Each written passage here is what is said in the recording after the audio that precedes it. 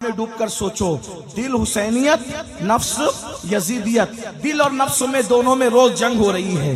اب سنیے غور سے سنیے، رات کو جنگ ہے، صبح کو جنگ ہے، شام کو جنگ ہے، دن کو جنگ ہے، اول جنگ ہے، آخر جنگ ہے۔ یہ نفس کی جنگ ہو رہی ہے، نفس اور دل کی جنگ ہو رہی ہے۔ توجہ میری طرف، آپس میں بات نہیں کرنا۔ نفس اور دل کی جنگ ہو رہی ہے، نفس اور دل کی جنگ ہو رہی ہے۔ نفس یزیدیت ہے، دل حسینیت ہے۔ اللہ اکبر۔ صبح سے آغاز کرتے ہیں، آپ کس کے ساتھ کھڑے ہو؟ جب فجر کی اذان ہوتی ہے، جب فجر کی اذان ہوتی ہے، الصلاۃ خیر من النوم، الصلاۃ خیر من النوم، نیند سے بہتر نماز ہے، نیند سے بہتر نماز ہے۔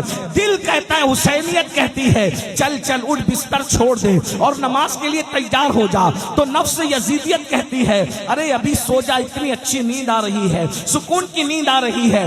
بتاؤ مسلمانوں، تم کس کے ساتھ کھڑے ہو؟ اللہ اکبر۔ اس جنگ میں، نفس اور دل کی جنگ میں، تم اللہ اکبر اپنے دل حسین کے ساتھ کھڑے ہو یا اپنے نفس یزید کے ساتھ کھڑے ہو؟ بتاؤ، اگر تم دل کی بات مان کر، نرم نرم گدے چھوڑ کر، گرم گرم بستر چھوڑ کر نماز کے لیے مسجد آتے ہو تو تم حسینی ہو، حسینی۔ آج تم اپنے دل حسین کے ساتھ کھڑے ہو، کل قیامت کے دن امام حسین کے ساتھ تمہیں اٹھنا نصیب ہوگا۔ اور اگر تم نیند کے چکر میں نرم بستر نہیں چھوڑتے، گرم بستر نہیں چھوڑتے، تو تم اپنے نفس یزید کے ساتھ کھڑے ہو۔ آج تم نیند کے معاملے میں یزید کے ساتھ کھڑے ہو، میدان محشر میں یزید کے ساتھ اٹھنے کے لیے تیار ہو جاؤ۔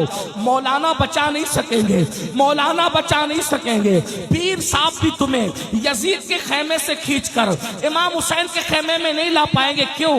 اس لیے کہ دنیا میں تمہیں اللہ نے اختیار دیا، نفس کو دیا یہ یزید ہے، دل کو دیا یہ حسینیت ہے، اب تمہارے اختیار میں ہے۔ اللہ اکبر۔ ارے نادان، تو اپنی مسجد میں نہیں جاتا سجدہ بچانے کے لیے؟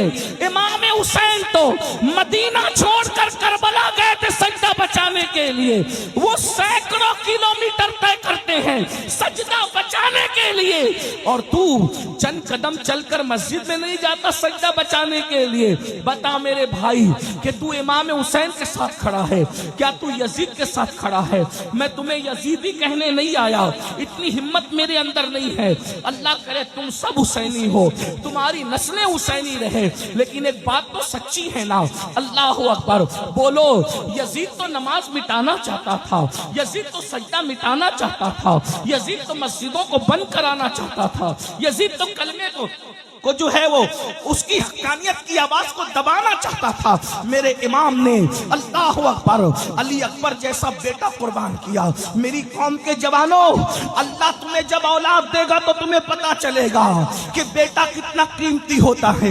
جوان بیٹا اگر زور سے بائک چلا لے تو دل کی دھڑکنیں تیز ہو جاتی ہے، سفر میں دل نہیں لگتا، تقریر میں دل نہیں لگتا کہ میرا بچہ میرے سامنے تیزی سے بائک بھگا کر کے گیا تھا۔ سوچو، جب بچے زور سے بائک بھگاتے ہیں تو باپ کا دل نہیں لگتا، امام حسین کے دل نے کیا کہا ہوگا؟ علی اکبر جیسا جوان مٹی میں قربان کر کے امام حسین نے عبادت بچائی، اسلام بچایا، دین بچایا۔ اب تم کس کے ساتھ کھڑے ہو؟ میرے بھولے نوجوانوں، اتنے بھولے مت بنو۔ اب نماز یزیدیت نہیں ہے، نماز حسینیت ہے۔ اب تم نماز نہیں پڑھتے تو تم حسینیت سے دور ہو۔ چاہے محرم کے 10 جلسے نہیں 100 جلسے کر لو، اگر تم نماز نہیں پڑھتے تو تم یزیدی نہیں ہو، لیکن یہ کردار کے اعتبار سے یزید کے ساتھ کھڑے ہو۔ اب بتاؤ، میدان محشر میں تم یزید کے ساتھ اٹھو گے تو کیا رسول اللہ تمہاری شفاعت کریں گے؟ سیدہ فاطمہ تمہاری شفاعت کرے گی؟ امام حسن تمہاری شفاعت کریں گے؟ امام حسین تمہاری شفاعت کریں گے؟ اب میں تم سے پوچھتا ہوں، پھر 10 منٹ کا ٹائم کیوں نہیں نکالتے؟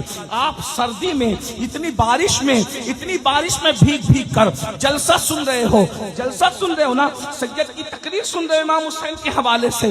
بولو، جب 3 گھنٹہ بارش میں بھیگ سکتے ہو تو 10 منٹ اللہ کی نماز کے لیے نہیں نکال سکتے؟ صرف 10 منٹ کا ٹائم لگتا ہے۔ بنگال والوں، جس دن تم نماز کی طرف آؤ گے تمہاری روزی کا ٹینشن دور ہو جائے گا، رشتوں کا ٹینشن دور ہو جائے گا، بلاؤں کا ٹینشن دور ہو جائے گا, تکلیفوں کا ٹینشن دور ہو جائے گا, تم غربت کی چکی سے نکل جاؤ گے. ارے نادان, جس سجدے سے اللہ ملتا ہے اس سجدے میں کیا نہیں ملتا. اور ایک بات میں تمہیں بتاؤں, یزید شراب پیتے پیتے مرا ہے. توجہ, یزید شراب پیتے پیتے مرا ہے. حسین سجدہ کرتے کرتے دنیا سے گئے. حسین نے بتایا جو سجدہ کرتا ہے وہ میرا ہے, جو شراب پیتا ہے وہ یزید کا.